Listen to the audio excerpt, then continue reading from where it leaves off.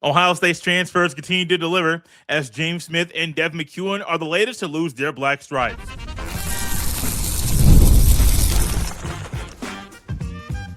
You are Locked On Buckeyes, your daily podcast on the Ohio State Buckeyes. Part of the Locked On Podcast Network, your team every day. Welcome in, Buckeye fans, to your Monday edition of Locked On Buckeyes, part of Locked On Podcast Network, your team every day. I'm your host, Jay Stevens, and during today's show, we will discuss how players responded when Ryan Day simulated pressure during their latest practice, as well as Tavien St. Clair's consistent improvement. But first, Ohio State's transfers have kind of stolen the show, at least to this point in spring practice, with numerous Buckeyes transfers already losing their black stripes. You know, there are numerous other players like a John Walker, like a James Smith, that are trying to continue to make the name for themselves to be big pieces of the Buckeyes rotation in the future. There are a couple of guys, one that I just mentioned, that lost their black stripes that are transfers that are guys that you can believe in, that they will perform very high in the fall. Those guys are Devin McCuin and James Smith. And many everydayers know I've been high on James Smith for quite a long time. The Alabama transfer, he's friends with Clair. That was a package deal that the Buckeyes were able to lure from Tuscaloosa up to Columbus. But James Smith is trying to come in and fill the shoes of Cade McDonald. And Cade McDonald was trying to fill the shoes of Tyleik Williams. If James Smith can even come close to what those two guys gave to Ohio State, then moving the right direction. But James Smith believes he can be a game wrecker. He can be a guy that is a problem for opposing offensive lines. And for him to lose his black stripe right now at the end of the Student Appreciation Day practice, that's a huge step in the right direction, not just for him, but also for the defense, because the defense is trying to replace over half of the starters from a year ago. I believe like 4 of them are expected to be first-round picks in the upcoming NFL draft. So not just losing guys because they can't play college football anymore. You're losing guys that are elite players on the football field. Well, you think you went to the portal to get a dude, but you're not truly sure how they're going to play when they get to your school. I believe that what James Smith has showed everybody so far is that you can believe in him. But he is a guy that's going to be a force in the middle. He can be the one tech. He might be up and playing the nose a little bit, depending on how Patricia wants to be a little bit creative with the defensive front. But no matter what, you can trust him, and he's competing to start. No matter what, he's going to be in the rotation. But I wouldn't be shocked if you have Edric Houston at one D-tackle spot and Gene Smith at the other, and those two guys are the forces in the middle. Let's not forget, Will Smith Jr. is in there too. He's not a transfer, but he is a guy that I still believe some of y'all might be sleeping on because he's not one of the higher recruited guys. He wasn't a 4 or 5 star. I believe it was a 3-star. He may have been cupped up and been a low 4-star at the end of his high school playing days. But let's not forget, Will Smith Jr. can ball. He can be a problem in the middle, but James Smith can be that guy too. Devin McCuin is the other one who lost his black stripe over the weekend. And by my count, there are 7 players that have lost their black stripes so far. 6 of these 7 are transfers. Kyle Parker, Earl Little Jr., Christian Allegro, Clair, then the latest, McCuin and Smith. I think that speaks volumes about the quality of players that Ohio State has been able to lure from the portal to play at Ohio State. Because if they are really good players, but they're not able to lose their black stripes within the first 7 to 8 practices, that's not really the worst thing in the world, but you may be wondering, is a guy going to take massive strides before the spring game is kicked off? You're really up in the air trying to figure that out. But I think with these guys now, these are not just solid players, core players. They can be cornerstones on either side of the ball. I mean, I really think that Kyle Parker and Devin McCuin, they can be cornerstones at receiver that they're transfers, but they could be guys that could be strong Buckeye players this year. Yeah, you got Chris Henry, you got JJ, you have Brandon Ennis. We'll talk more about Chris Henry here in a second because I have a thought about him in regards to what's been going on with the black stripe alerts Ohio State's been putting out there. But Parker and McCuin, to me, can be trusted players. McCuin has been very, very shifty. He's a very quick receiver, but he's been a route runner that's been great in space and one that's just been lighting it up, tearing the defense apart. James Smith, while the offensive line is dealing with injuries that we're going to dive into in the very next segment, those injuries are one that have allowed James Smith to take advantage of some of the holes. Numerous Buckeye offensive linemen are out right now. Some are out for the entire spring. Some are just out for a hot minute. No matter what, when you see an opening, you must exploit it. And let's just say James Smith didn't take advantage of some of the injuries on the offensive line. That would give Patricia and Larry Johnson the right to come out there and say, we know you're good, but why are you taking plays off? Why are your hands on your knees? Why aren't you giving your all every time you're out there? You're thinking, but I ain't got to. That's a backup. I ain't got to tear his head off, but yes, you do. Because if you don't take advantage of it now, you won't take advantage of it on a college football Saturday. The Chris Henry conversation in regards to the black stripe is interesting because there's only one player that's a freshman that has lost their black stripe so far. He's also a receiver in Brock Boyd. Recently talked to one of my buddies that lives down in Texas, and they were talking about how fast he is, and I just tore things up when he was down there at South Lake. That's kind of what you expected to hear. That echoes and confirms some of the stuff that's been happening currently at Ohio State, that it's not he's not a new phenomenon with the speed and the ability to just torch defensive backs. He's been doing it since high school. But you may be wondering where Chris Henry is. He's still expected to start.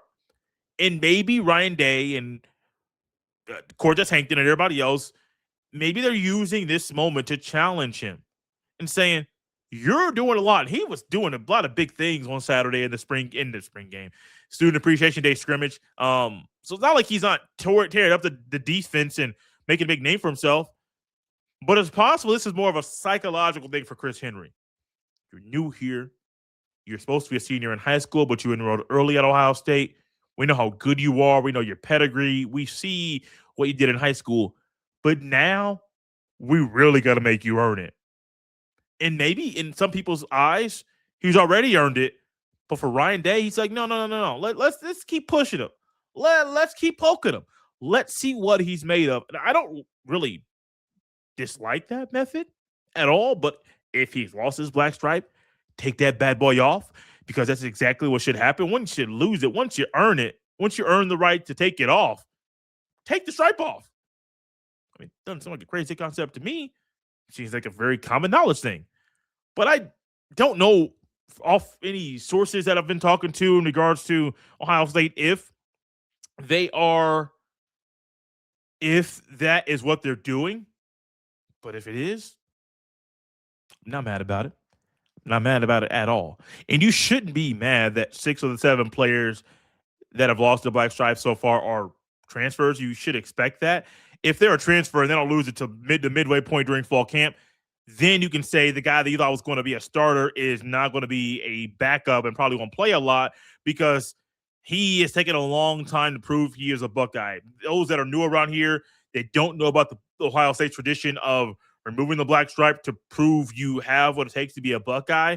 It started with Urban Meyer in 2012. He came to Ohio State. He replaced Luke Fickell, and Fickell was the interim head coach. And Urban Meyer came in and said, we know we're under probation, but we don't care. We're starting a new tradition now. While you have a scholarship and while you're on campus, you still have to earn the right to officially become a Buckeye. And it was a proving period that every player had to go through to prove they had what it takes to be a Buckeye football player. Ryan Day could have easily gone away with that tradition. He said, no, we're going to keep it. And I'm glad Ryan Day did. It forces players to push themselves. It forces players to go all out, to not take plays off, to prove they have what it takes to be a Buckeye. One guy that's already proven he has what it takes to be a Buckeye is Tavien St. Clair, and he has continued to improve. And that improvement was very clear during the Student Appreciation Day practice over the weekend. We'll discuss what Tavien St. Clair has done very well on the football field after the break. This is Locked on Buckeyes. This episode is brought to you by Wayfair. Way Day is here, and if you've been thinking about upgrading your space, this is a time to do it. We're talking about some of the best deals of the year on furniture, decor, outdoor essentials, everything you need to refresh your home. During Way Day, Wayfair is offering up to 80% off with fast and free shipping on everything, making it easy to find pieces that fit your style and your budget.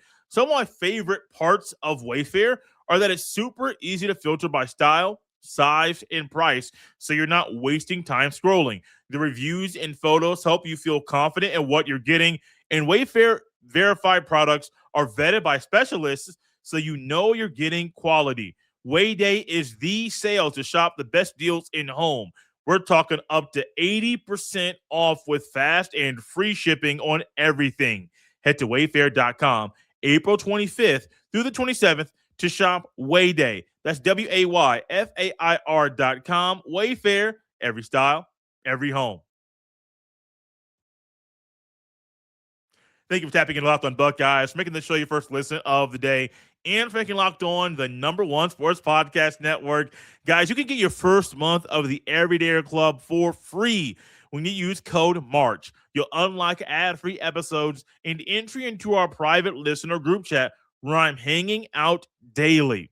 Click the link in the show notes or go to lockedonbuckeyes.supercast.com to claim your free month. Ohio State has been pretty fortunate, to say the least, when it comes to some of the quarterbacks they've been able to get out of the high school level. You can technically say, kind of, you want to do a good play on words, that Ohio State won the recruitment for Julian St. That's not really true, because he committed to Alabama. Saban retired. Then he transferred to Ohio State shortly after Saban's retirement.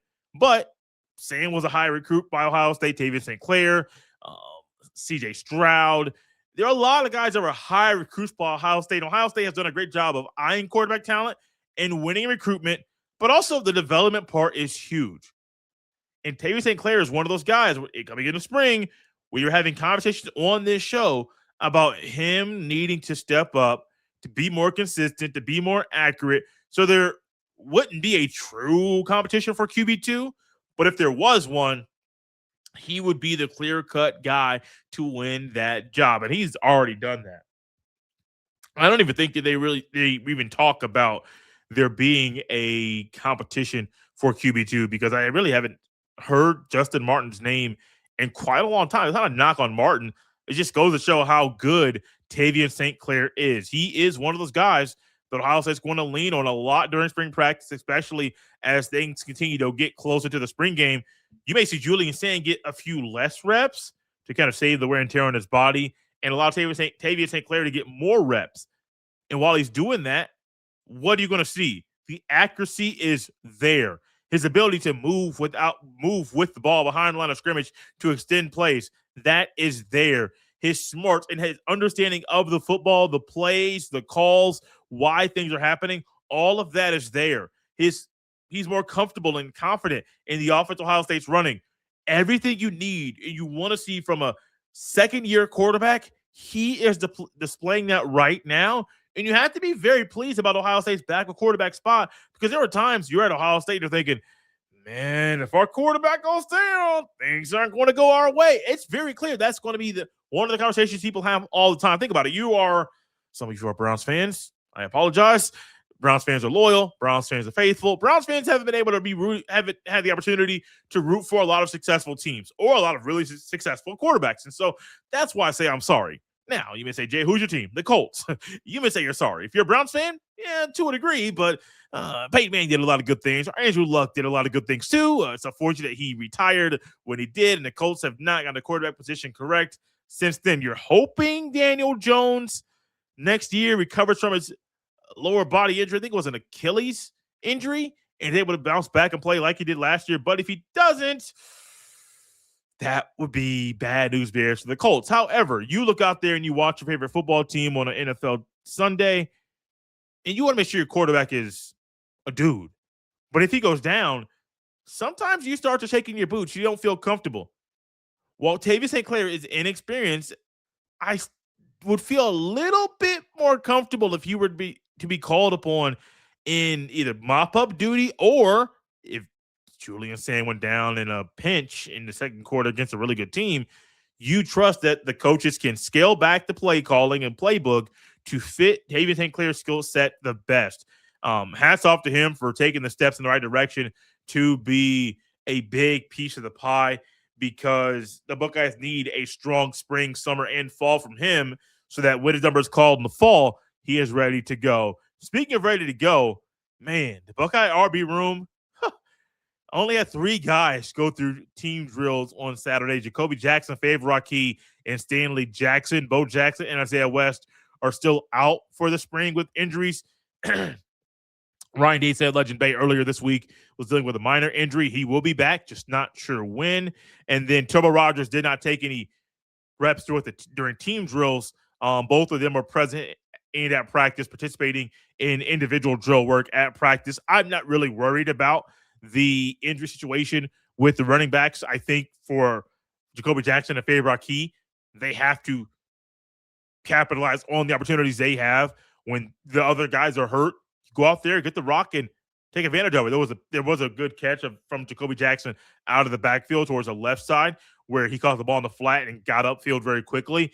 And you need some of that. You need running backs to have good hands that can move a little bit in space, have a little bit of a wiggle to make a guy miss in the open field to keep moving the ball downfield. You don't like injuries, but these other players must take advantage of these reps. Legend Bay is going to be the guy we're all going to be talking about and raving about because he is that good. The Buckeyes offensive line was hit with the injury bug just a little bit, and it wasn't really the best showing from those guys over the weekend. Phillip Daniels and Austin Sareveld didn't practice, I don't believe. They reportedly underwent procedures for minor injuries, and so in comes Ian Moore and Carter Lowe. Ian Moore is at left tackle, Carter Lowe is at right tackle, and the next thing you know, Lowe was struggling a little bit. Ian Moore was holding his own, playing a guy that could start in the fall. You know the O-line was already going to be shorthanded with no Josh Padilla, and then you think about, well, instead of your top 4 guys, you have your top 2 guys, and Hinchman and Montgomery. Well, things are going to be a little bit interesting. Jake Cook was there and played a little bit, but I'd rather have these issues with the injuries now and get these things taken care of now than for them to come up Halloween weekend or maybe the first week of October or maybe the middle of November. Why? Because if you get these guys healthy, get the procedures taken care of, you're going to be going in the right direction. But if I'm Ryan Day, overall, I'm pretty pleased with where the team sits right now. Yeah, I would like to have more freshmen in the 2026 class lose their black stripes, but that's going to come down the road.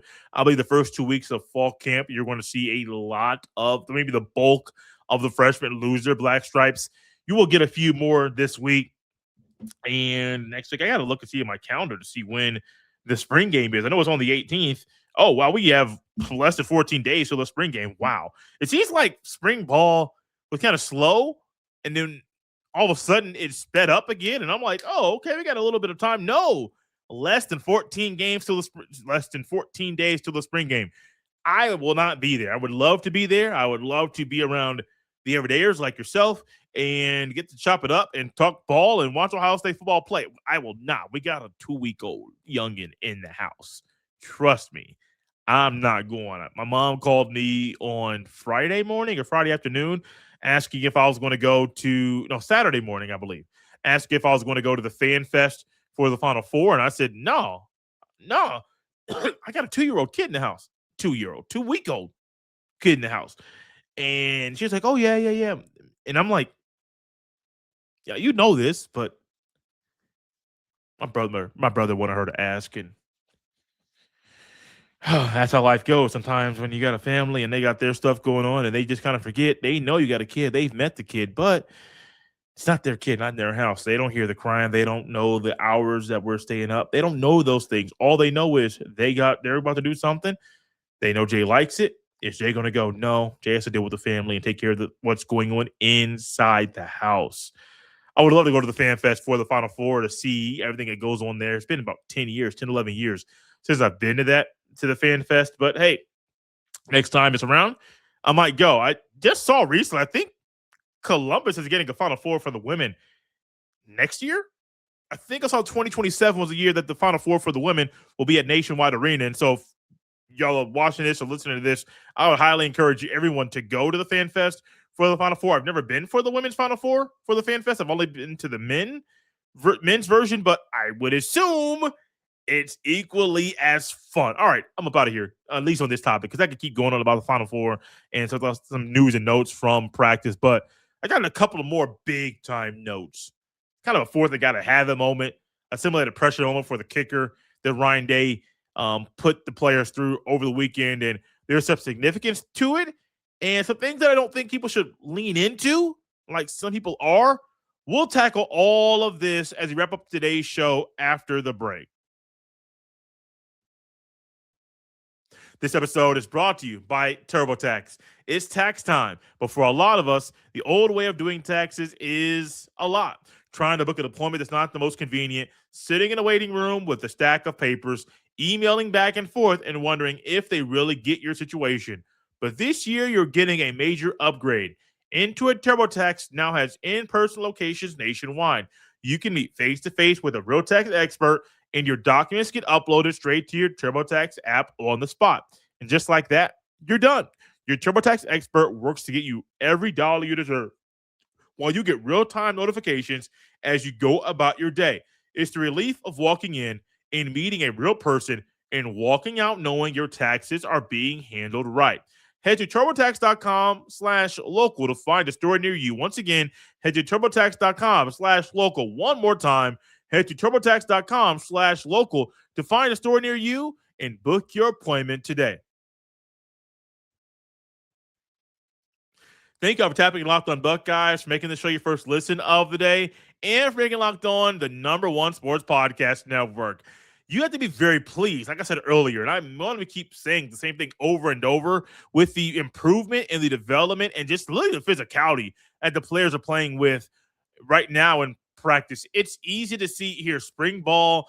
It's a little bit cooler outside. It's not as hot outside. The weather's up in the air every now and then, and you're thinking, well, while that's the case, we don't have to go all out, but you do. And it's very clear that when they have to go all out, Ryan Day is going to have to dial up and put together some very interesting scenarios in practice so players know you got to go all out, because if you don't, you might have to run sprints. And that's kind of what happened at the end of practice over the weekend. Jeremiah Smith caught a pass on a simulated 4th and goal or 4th and gotta have a situation. The offense was going to have to run gassers, or if he caught the ball and scored, the defense would have had to run. And so it's not so much just 4th and gotta have it, but if you don't get it, you're running. If you do get it, they're running. And you know, offense and defense, receiver, DB, they're jawing back and forth the entire time. And when Julian's hand dropped back, he threw the ball to JJ. I'm thinking, okay, there aren't many people that he would be comfortable throwing the ball to in that moment. You're back near the back end line. There are multiple defenders around Jeremiah Smith. They didn't jump, and I don't know if they saw his foot that had stepped out of bounds before he jumped to catch the ball, but they just didn't jump. It was a good pass by Julian St. It was JJ caught the ball, but it was truly an incomplete pass. There should have been a flag thrown. I was looking at the referee. Referee put up his 2 hands. Touchdown. The first time I saw it, before even going to the replay, it was very clear that it was out of bounds on my head. That's what I thought, but I said, no, let me review that. Let me review it again and again and again. And what I saw was JJ's foot was literally out of bounds. He didn't respond. He didn't react like his foot was out of bounds. Homie was back there talking trash, saying, oh, y'all got to run, just doing the things you're supposed to do, bring in the intensity. Here's my weird thing about this. It's not so much that I like that Ryan Day drew this up and put the team in a situation where it's not in front of 100,000 people. But if you win, remember the students are there. If you don't catch that ball, you're running in front of the students. They're not going to care if you're on or not. If you catch the ball, you score. The defense has to run, and you're looked at like the hero. Here's my issue with this whole play. It's not the play call. It's not the design. It's not the throw. JJ's foot was out of bounds. Okay, you didn't know where you were on the field. Not acceptable, but I'll give you a pass here. I don't like that. I think Ohio State put the clip out. CBS Sports got a clip of it. I don't know any other. I'm sure there's multiple people on the Instagram that put it out there. And I'm thinking, why would you post a clip of a play that should have been ruled incomplete, flag on the play, illegal touching, when you know it should have been the call, but you posted touchdown, JJ got it done. That wasn't a caption, but it could have been. I know why you post it. It's clips. It's JJ. It's Ohio State. You're going to get a lot of clicks. But in my head, I'm wondering, should I post this just for the clicks? And I've been there before. It was a game a couple of years ago. It was senior day. It was a team I was covering at the time, ran a play. It was a wide receiver pass. They threw the ball to the receiver, and then all of a sudden there was a guy on the outside. I think it was the X receiver, went out on a go route, and he was open. And the play wasn't called a touchdown, even though they scored. I believe it was holding or there was a penalty thrown on the play. And I thought to myself, should I post this on the Instagram just for the clicks, even though I know it wasn't a score?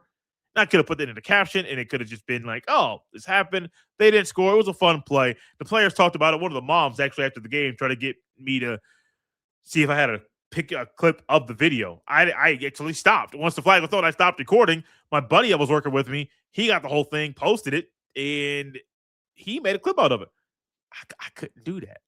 I literally just I couldn't do it in the moment during the play. I said, no, it's a flag. Other people can, and they do. One thing Connor Hawkins did over the weekend was perform in a simulated pride pressure moment. It doesn't resemble what happens on a college football Saturday, but it's the closest Ryan Day can get to what is going to happen when you're in front of 100,000 fans in the fall and they're trying to boo you and influence you to miss a kick. It was a 36-yard field goal. I don't have all the notes right in front of me to know the details surrounding it. But all I know is a 36-yard field goal at the end of practice. All the students are kind of closing in. They're not on the sidelines anymore. They're coming in, kind of making a U shape around him. So if I'm Connor Hawkins, there are more people around me right now that are closer to me than normal while I'm making a regular kick, no matter if it's during a game or during practice. So that's a little bit interesting. I believe Jermaine Matthews was offsides for a minute, and then he got back on the right side. That's a little bit different, a little more play on the mind. You know that practice is almost over. If you miss it, players got to run. Like there are details surrounding this on kick. He made it. Cool. Great. 36-yard field goal, simulated pressure, right down the middle. You're here for it. It is not a true picture of what's going to happen on a college football Saturday when Ohio State goes to Indiana in a stadium that should seat 50 to 55,000. Not a lot of people compared to Ohio Stadium, but it's going to be one of the loudest environments the Hoosiers have played in maybe ever. I mean, legit, maybe ever. I was there in 2015 when Ohio State literally needed to make a tackle near the goal line at the end of the game against the Hoosiers on the road. So for the Buckeyes to leave Bloomington with a win, that game had some poor weather. It also was maybe only half full at kickoff. I'm not exaggerating at all. And I don't believe it was because of the weather. It's just the Hoosiers football isn't that good. Plus, when Buckeyes go to Bloomington, they get a lot of Buckeye fans that get the tickets. And so that was that moment. This is going to be a whole lot different. A whole lot different. So I don't really think it's like a true picture of what's going to happen in a high pressure moment. I don't think a kick like that will win you the job. But hats off to Ryan Day for trying to figure out ways to create more high pressure moments in practice so kickers can really to see how they perform when things aren't going their way. I'm pleased with this team, man. I could rip this team for things that are happening or that aren't happening, why certain players haven't lost their black stripes, the injuries. Is there a concern with the strength and conditioning program? I mean, there are so many things we could dissect. But as we sit here right now at the end of a Monday show, I think everybody watching this show or listening to it should be pleased with where the team is currently sitting. The Buckeyes have more than enough talent to win the national championship. They have a quarterback and the skill players that are needed to make a lot of noise throwing the football. The running backs, once they're healthy, can be the best 1-2 duo in the Big Ten. The defense will be fine. There are a lot of different pieces and players or moving parts that might make people a little bit nervous. I'm going to say this very clearly. Don't be nervous. You can trust Ryan Day to get the job done. Thank you for tapping Locked On Buckeyes and for making the show your first listen of the day. You can follow me on any social media platform at jstevens07. Send every email to jstevens317 at gmail.com. This has been Locked On Buckeyes on a Monday. We'll see you next time.